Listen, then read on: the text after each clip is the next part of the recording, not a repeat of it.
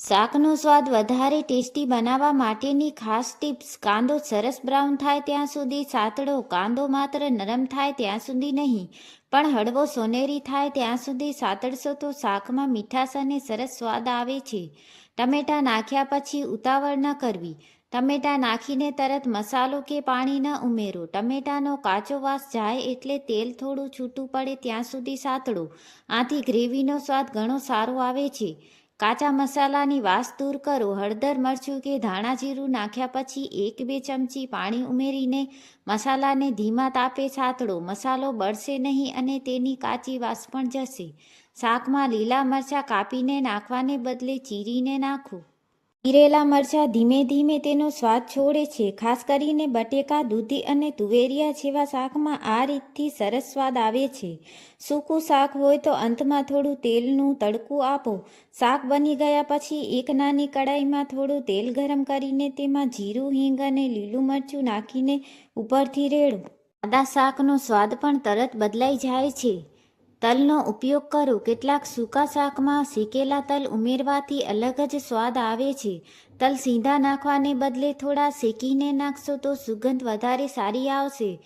શાકમાં કસૂરી મેથીનો નાનો ઉપયોગ. જો શાકનો સ્વાદ થોડો ફીકો આવતો હોય તો હાથથી મસળીને થોડી કસૂરી મેથી ઉમેરો. ખાસ કરીને બટાકા, વટાણા અને મિક્સ શાકમાં સારી લાગે છે. શાકમાં દહીં નાખતા પહેલાં તેને ફેટો. દહીંવાળા શાકમાં દહીં સીધું નાખશો તો ક્યારેક ફાટી શકે છે. દહીંને પહેલાં સરસ રીતે ફેટી લો અને પછી ધીમા તાપે ઉમેરો. દૂધી કે તુરિયામાં પાણીનું પ્રમાણ ધ્યાનમાં રાખો.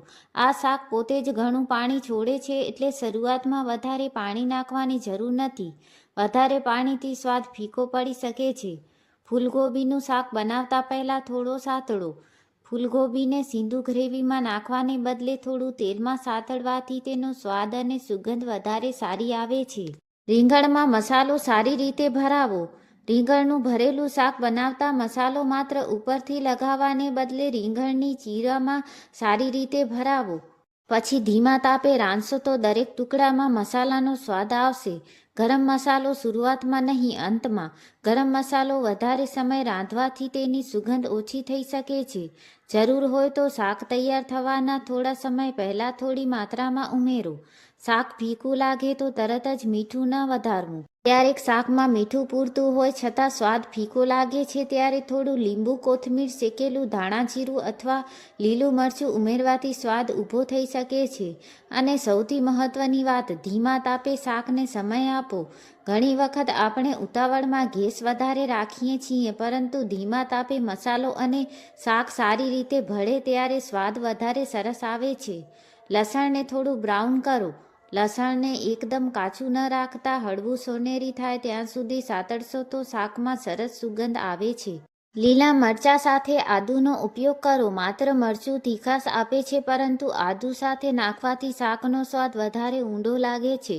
કડી પત્તાનો તડકો અજમાવો. બટાકા, વટાણા કે મિક્સ શાકમાં થોડા કડી પત્તા તડકામાં ઉમેરવાથી એકદમ અલગ સુગંધ આવે છે. શાકમાં ચપટી અજમો. ખાસ કરીને બટાકા અથવા ભારે લાગતા શાકમાં તડકામાં થોડી અજમો નાખવાથી સ્વાદમાં સરસ ફેરફાર આવે છે. ચણાનો લોટ શાકને અલગ સ્વાદ આપે છે. કેટલાક સૂકા શાકમાં 1-2 ચમચી ચણાનો લોટ હળવો શેકીને ઉમેરવાથી શાકનો સ્વાદ પણ વધે છે અને મસાલો શાકને સરસ રીતે ચોંટે છે. દૂધીમાં થોડું શેકેલું જીરું અજમાવો. દૂધીને સ્વાદ હળવો હોય છે. તેમાં અંતમાં શેકેલું જીરું અને કોથમીર ઉમેરવાથી સાદું શાક પણ વધારે સ્વાદિષ્ટ લાગે છે.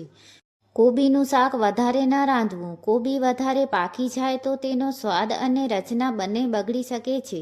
તેને થોડું કરકરું રાખવાથી શાક વધારે મજાનું લાગે છે. વટાણા ઉમેરતા પહેલાં હળવા સાતળો. વટાણાને સીધા ગ્રેવીમાં નાખવાને બદલે થોડા સાતળવાથી તેનો સ્વાદ વધારે બહાર આવે છે. સૂકા મસાલા તાજા રાખો. જૂનો મસાલો સુગંધ ગુમાવી દે છે. ધાણા જીરું, ગરમ મસાલો વગેરે બહુ લાંબા સમય સુધી ખુલ્લા રાખવાને બદલે સારી રીતે બંધ ડબ્બામાં રાખો. મસાલાની માત્રા કરતાં ગુણવત્તા મહત્વની. વધારે મસાલો નાખવાથી શાક સ્વાદિષ્ટ બનતું નથી. ક્યારેક ઓછો પણ તાજો મસાલો વધારે સ્વાદ આપે છે. શાકમાં થોડું ઘરેલું ગરમ મસાલો ઘરે બનાવેલો મસાલો તાજો હોય તો તેની સુગંધ તૈયાર મસાલા કરતાં વધારે સારી લાગે છે. શાકને હલાવતી વખતે વધારે હલાવશો નહીં. ખાસ કરીને ભીંડા, રીંગણ અને બટેટા જેવા શાકને વારંવાર હલાવવાથી તે તૂટી શકે છે. ધીમેથી હલાવો. શાક બનાવતી વખતે વાસણ યોગ્ય પસંદ કરો. ખૂબ નાનું વાસણ હોય તો શાક સરખું સાતળાતું નથી. શાકને જગ્યા મળે એવું વાસણ રાખવાથી મસાલો પણ સારી રીતે ભળી શકે છે. શાકને ઢાંકીને અને ખુલ્લું બંને રીતે રાંધો. કેટલાક શાકને શરૂઆતમાં ઢાંકવાથી ઝડપથી પાકે છે, પરંતુ અંતમાં ઢાંકણું ખોલીને થોડું પાણી સૂકવવાથી સ્વાદ વધારે ઘાટો લાગે છે. બટેકાને બહુ નાના ટુકડામાં ન કાપો. ખૂબ નાના ટુકડા ઝડપથી તૂટી જાય છે. મધ્યમ કદના ટુકડા રાખવાથી શાકમાં બટાકાનો સ્વાદ અને રચના બંને સારી રહે છે. શાક તૈયાર થયા પછી સ્વાદ ચાખો. આ સૌથી મહત્વની આદત છે. પીરસતા પહેલાં 1 ચમચી શાક ચાખી જુઓ. મીઠું, ખટાશ, તીખાશ કે સુગંધમાં શું ઓછું છે તે તરત સમજાશે. એકસાથે બધું સુધારવા ન દોડો. શાક ફીકું લાગે એટલે મીઠું, મરચું, ગરમ મસાલો, લીંબુ બધું એકસાથે ન નાખી દેવું. એક સમયે એક વસ્તુ ઉમેરો અને પછી સ્વાદ ચાખો. તેલનું તાપમાન સાચું રાખો. તેલ બહુ ઠંડુ હશે તો તડકો સરસ નહીં આવે અને બહુ ગરમ હશે તો મસાલો તરત બળી જશે. મધ્યમ તાપે તડકો આપવાથી સુગંધ સારી આવે છે. હિંગ તડકામાં યોગ્ય સમયે નાખો. રાઈ, જીરું તડતડે પછી હિંગ નાખવાથી તેની સુગંધ વધારે સારી રીતે આવે છે. હિંગને લાંબો સમય બાળશો નહીં. સૂકા લાલ મરચાંનો તડકો. કેટલાક શાકમાં આખું સૂકું લાલ મરચું તડકામાં નાખવાથી મરચાંની સરસ સુગંધ આવે છે અને શાકનો સ્વાદ પણ અલગ લાગે છે. કાંદો બહુ ઝડપથી ન સાતળો. કાંદાને ધીમા તાપે સમય આપવાથી તેની કુદરતી મીઠાશ બહાર આવે છે. ઉતાવળમાં વધારે ગેસ રાખવાથી બહારથી બળી જાય છે અને અંદરથી કાચો રહી શકે છે. મસાલામાં થોડું પાણી ઉમેરવાની યુક્તિ. સૂકા મસાલા નાખ્યા પછી 1-2 ચમચી પાણી ઉમેરીને સાતળશો તો મસાલો બળશે નહીં અને સરસ રીતે શાક સાથે ભળી જશે. કોથમીરના ડાંઠા ફેંકશો નહીં. કોથમીરના નરમ ડાંઠા બારીક સમારીને શાકમાં નાખી શકો. તેમાં પણ સારી સુગંધ હોય છે. મગફળીનું તેલ ક્યારેક અજમાવો. જો તમારા ઘરે ચાલતું હોય તો કેટલાક ગુજરાતી શાકમાં મગફળીના તેલથી અલગ જ સુગંધ અને સ્વાદ આવે છે. દહીંવાળા શાકમાં મસાલો ધીમા તાપે ભેળવો. દહીં ઉમેર્યા પછી વધારે તાપ રાખવાથી દહીં ફાટી શકે છે. ધીમા તાપે હલાવતા રહો જેથી ગ્રેવી સરસ બને. શાકમાં નાળિયેરનો ઉપયોગ. કેટલાક શાકમાં તાજું અથવા સૂકું નાળિયેર ઉમેરવાથી મીઠો અને સુગંધિત સ્વાદ આવે છે.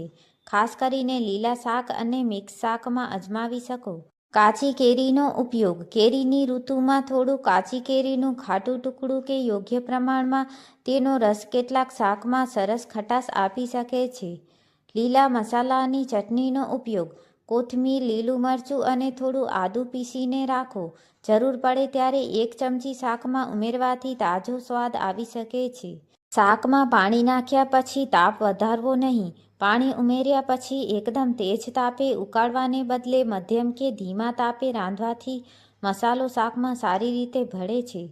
તૈયાર શાકમાં કાચો મસાલો ન છાંટો.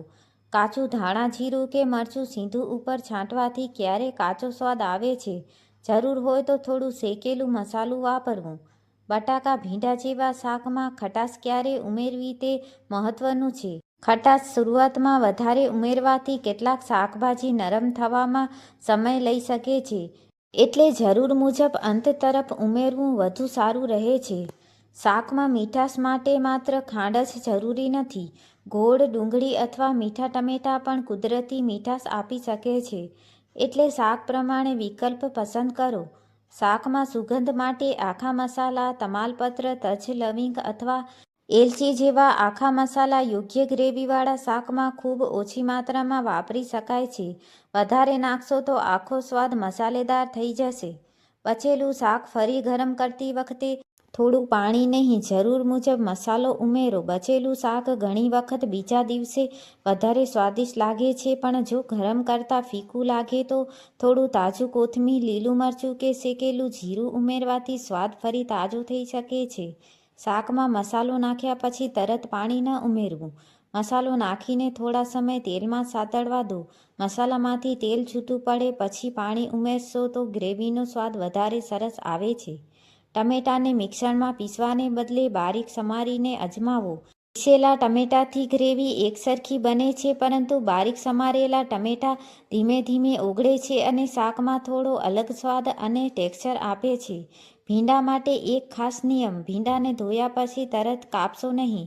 સંપૂર્ણ સુકાઈ જાય પછી કાપશો તો ચીકાશ ઓછી થવામાં મદદ મળે છે.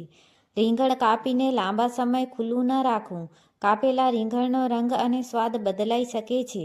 કાપ્યા પછી તરત ઉપયોગ કરો અથવા જરૂર મુજબ પાણીમાં રાખો. બટેકા પહેલાં થોડા શેકી લો. બટેકાનું સૂકું શાક બનાવતા પહેલાં બટેકાને તેલમાં થોડા સોનેરી થાય ત્યાં સુધી શેકી લો. પછી મસાલો ઉમેરશો તો બહારથી સરસ અને અંદરથી નરમ બટાકા મળે. કોબીમાં પાણી નાખવાની ઉતાવળ ન કરવી. કોબી પોતે પણ ભેજ છોડે છે. વધારે પાણી નાખવાથી શાક બાફેલું અને ફીકું લાગી શકે છે. મસાલો વધારે થઈ જાય તો બટાકો મદદ કરી શકે છે. ગ્રેવીવાળા શાકમાં મસાલો થોડો વધારે થઈ ગયો હોય તો બાફેલો બટેકો ઉમેરીને થોડું રાંધી શકો. તે ગ્રેવીને શોષવામાં મદદ કરે છે. શાક ફીકું લાગે તો પહેલાં સુગંધ ચેક કરો.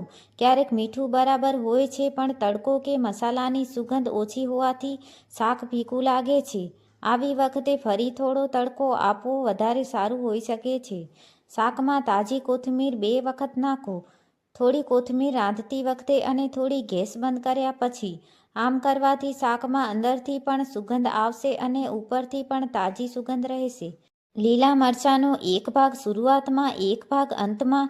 શરૂઆતમાં નાખેલું મરચું શાકમાં સ્વાદ ભેળવે છે, જ્યારે અંતમાં નાખેલું મરચું તાજી સુગંધ અને તીખાશ આપે છે. ગરમ મસાલો વધારે નાખવો એ સ્વાદ વધારવાનો રસ્તો નથી. માત્ર 1 ચમચી વધારે ગરમ મસાલો નાખવાથી શાક સ્વાદિષ્ટ બનતું નથી. ઘણી વખત વધારે મસાલો મૂળ શાકનો સ્વાદ જ ઢાંકી દે છે. શાક બનાવતી વખતે ઢાંકણું વારંવાર ન ખોલવું. દર 2 મિનિટે ઢાંકણું ખોલવાથી ગરમી અને વરાળ બહાર નીકળી જાય છે. શાકને જરૂર મુજબ સમય આપો અને વચ્ચે એકાદ વાર જ તપાસો. શાકમાં મીઠું નાખવાનો સમય પણ મહત્વનો છે. કેટલાક શાકમાં શરૂઆતનું થોડું મીઠું સ્વાદ અંદર સુધી પહોંચાડે છે, જ્યારે અંતમાં સ્વાદ પ્રમાણે સુધારેલું મીઠું આખા શાકને સંતુલિત કરે છે.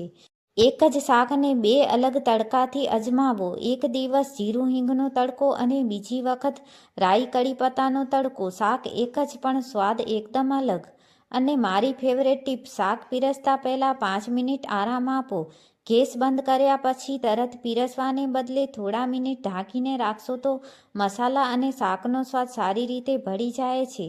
આ જ છે સાચી રસોડાની મજા. સામગ્રી એ જ, શાક એ જ, પણ બનાવવાની રીતમાં નાનો ફેરફાર અને આખા શાકનો સ્વાદ બદલાઈ જાય.